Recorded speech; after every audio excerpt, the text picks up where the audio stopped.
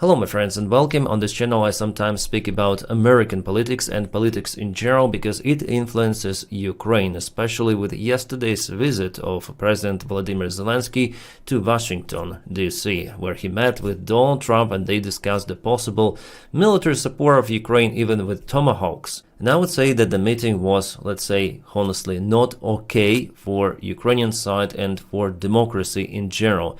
Donald Trump refused to give Ukraine the long-range weaponry because the day before, Putin called Donald Trump and brainwashed him. He resetted his program, completely erasing the previous setting done by Zelensky, and there was no pro-Ukrainian rhetorics from Donald Trump any longer in yesterday's meeting. Well, for me, the story with tomahawks was understandable from the very beginning, that the chance for them to be supplied by the current White House administration to Ukraine is pretty much low. As I say to you, if that deal happened, I would be surprised, probably the most surprised in my entire life about some sort of the event. And as expected, Ukraine obtained refusal. Then Zelensky was asked about those Tomahawk missiles.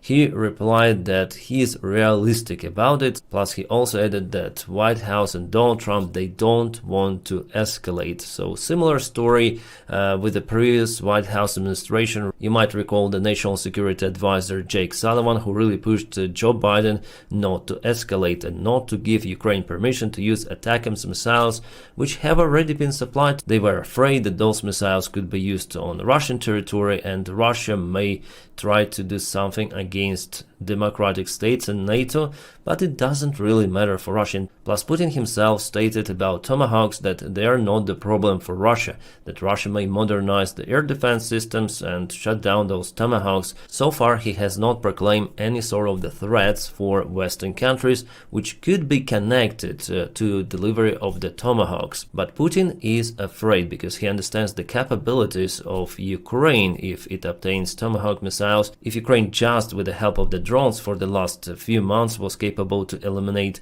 40% of the Russian refinery capabilities. And now Russia has to spend the money to purchase fuel from neighboring countries. Fuel station purchasing fuel from other countries. It is nonsense, but it is happening. Well, here guys, I said something about the previous White House administration, some negative things, with those permissions, but in general there was way bigger support of Ukraine, also direct military help compared to Donald Trump's administration. It is all understandable. Donald Trump just wants to finish this war in any possible sort of the way. The occupation of Ukraine is one of those acceptable ways for Donald Trump. He just wants to stop killing, at least till the end of his presidency term. He doesn't accept Ukraine as an ally. But for Joe Biden, Ukraine was a fellow friendly state. What we have right now is totally upside down, and what Donald Trump is doing, he is now supporting Russia mostly. I mean, not directly with some sort of the financial or military support, but there are no sanctions applied on Russia, plus the long-range weapons delivery was cancelled for now. And also Donald Trump just follows Putin demands every time. There were already multiple of the cases that Donald Trump escalated towards Russia, but each time there was either Witkov's visit to Moscow or Putin calls to Donald Trump, and after it, the program reset. Donald Trump is turning to the other side. Donny cannot stick to a single vector, and it really shows his incompetence. Putin understands that, and Putin just mastered his manipulation of Donny.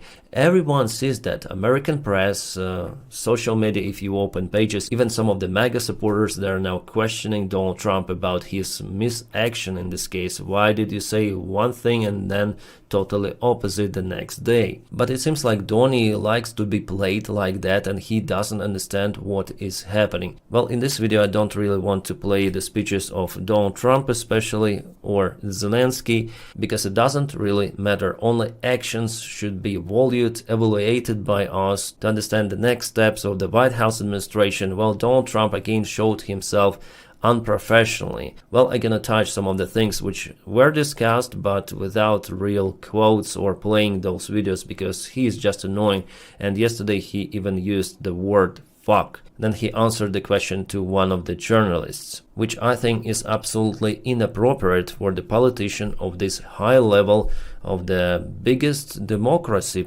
probably, yeah, in the world. Biggest economy at least, and military power, the United States of America. Beautiful country, but yeah, people elected this leader, which is not helping democracy to withstand the threats coming from autocracies. What I may quote here is just his Truth Social post, because it shows how delusional Donald Trump really is. He posted that after the meeting with Zelensky. The meeting with President Volodymyr Zelensky of Ukraine was very interesting and cordial, but I told him, as I likewise strongly suggested to President Putin, that it is time to stop the killing and make a deal. Enough blood has been shed, with property lines being defined by war and guts. They should stop where they are. Let both claim victory. Let history decide. No more shooting, no more deaths, no more vast and unsustainable sums of money spent. And here's the most important part of this message, of course. This is the war that would have never started if I were president. Thousands of people being slaughtered each and every week. No more. Go home to your families in peace. And just for you to understand how delusional this message really is, if Ukraine stops killing, stop fighting, in this case, yeah, he just says stop killing. It means that Russia would just penetrate Ukrainian defense lines and occupy Ukraine. So Ukraine has to defend itself. It's not that Ukraine is an aggressor country. No, Ukraine is being attacked and it has the right to defend its own territory. Russia is attacking. If you check out the military map from the yesterday's analysis, you may see the Russian convoys and Russian vehicles which are attacking Ukrainian positions in Shakhova. Ukraine here is defending the territory, trying to return it back. Ukraine is not acting on territory of Russia any longer with its army. Russia acts on territory of Ukraine, trying to occupy it. Not just those regions which Russia put in their constitution illegally, but also Russia attacks in Dnipropetrovsk Oblast, Kharkiv and Sumy regions. It means that Russia has the broader ambitions than just those 4 regions of Ukraine and Crimea.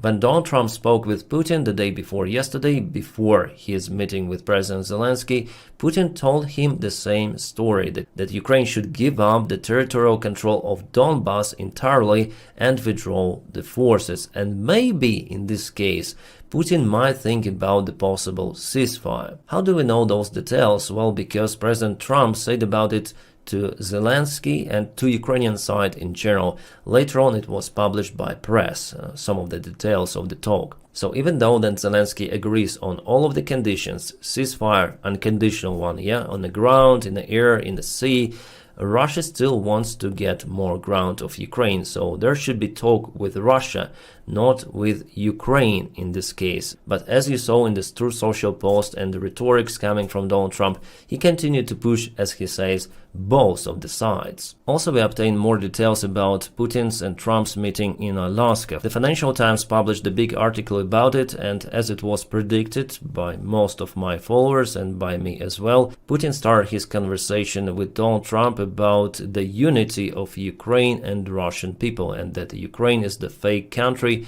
He even started from the 9th century, a Rurik dynasty that controlled Rus by the time, Kievskaya Rus, yeah, and also baptizing of Rus and so on. So he started from this madness. Putin is a madman, yes. He lives in his own informational, historical and mental bubble. What we saw in a Tucker Carlson interview back in 2023, as far as I remember, exactly the same narratives Putin started to tell to Donald Trump. An American delegation, it was shocked about that stuff, and Trump even wanted to finish the meeting right away, but they were capable to put it into the different stream, so there was some sort of the confrontation. That's why the vast part of the meeting, after all, including dinner, was cancelled. And Donald Trump, they're planning, as you know already, their next meeting in Budapest. Well, for now it's just a project. It's not yet been coordinated officially, but probably it might happen. Whether Zelensky could be presented on this meeting, I'm sure that Putin will not agree on this meeting if Zelensky is presented there. So there could be a personal meeting between Donald Trump and Putin, and maybe also Orban. Yeah, some people say that it's impossible for Putin to get to Budapest, but for that level of meeting, they're gonna release temporary restrictions on the Russian airplanes and also on Putin himself, because Donny wants it to happen. We see that everyone, Europeans, Ukrainians, Russians, they play with Donny, trying to say how good he really is. Yesterday I got the comments, oh, Zelensky bowed in front of Donald Trump. He didn't bow, he was just pleasant with Donny. That's the strategy of Zelensky, because he doesn't care really about Donny's personality. He wants to obtain the military support for Ukraine, those Tomahawk missiles and something else, like it was with the previous president, direct military support from the United States. It is must-have for Ukraine if we speak about defense, because Europeans, they cannot purchase everything needed for Ukraine. That's why everyone sugarcoats Donald Trump. Europeans, because they need American support in case Russia attacks NATO, and it potentially could be. Many of the European officials and intelligence chiefs, they say about this possible scenario till 2029, till 2030, some say next year, but it could really happen. That's why, yes, Zelensky has to say good things for Donald Trump. As you might remember, they already argued before in Oval Office, and that ruined relations for extensive period of time. So Zelensky actually follows good strategy in this case to speak with that orange idiot. Yes, I may call Donald Trump names because here I tell the things as they are, but I'm not Ukrainian official, so really not at that level even close. Plus, I want to point out my personal opinion on this topic, and I guess the most part of my audience, you agree with me. So what's gonna happen next? Well, Russia will not finish this war. It is already understandable. Russia wants to occupy more Ukrainian territories, and they want to use the meeting with Donald Trump to propel their narratives, to cause Ukraine to surrender territories voluntarily. Those territories which Russia cannot take, even using lots of the military convoy mid-wave attacks. Yeah, basically it's not possible for Russia, even in a close-by perspective, to occupy vast regions of Slavyansk, Kramatorsk, Konstantinivka. Even for Pokrovsk, they are fighting for more than a year already, with just partial success, having all those crazy losses. And for Russia, it cannot continue for such extensive period of time. Despite their size, economy, Russia will have to announce a new mobilization in this case. So Putin tries to avoid it, actually, to proclaim it openly. That's why Donald Trump, for him, is this diplomatic weaponry. And Putin uses it very, very effectively, because it's very easy to play Donald Trump, especially for Putin, with this KGB FSB experience that he applies on incompetent real estate scammer who bankrupted his own businesses and now wants to bankrupt the United States of America. But for Ukraine, the task is the same: to defend itself against the Russian aggression. With Trump's support or without it, there's basically no other choice. Occupation or continue the fight. Those are just the two variants which Ukraine now has, unfortunately. And without American support, if Donald Trump would just exit every sort of the help for Ukraine, well, in this case, Russia would gain more territories and Ukraine will not have enough tools to repel Russian airstrikes. So what Donald Trump could do is just to cause way more losses for Ukrainians, that's it. And partially he's doing it even now, not agreeing on supplies, all of the possible weapons, including Tomahawk missiles. Well, if there is a meeting in Budapest, I expect it to fail almost the same way as it failed in Anchorage, Alaska, because Putin's demands are just not acceptable. First of all, for Ukraine, but America, with Donald Trump, they want to make with Russia deal. Business as usual. That's why they discussed even a tunnel between Chukotka, Russia, and Alaska, United States of America. I mean, seriously, they discussed it. Donald Trump said about it yesterday in a meeting, and he also asked President Zelensky whether he's okay with this idea. Well, Zelensky said, of course not. This proposal was done by Dmitriev actually half a year ago. It became public just 3 days ago, but before they already spoke about this one.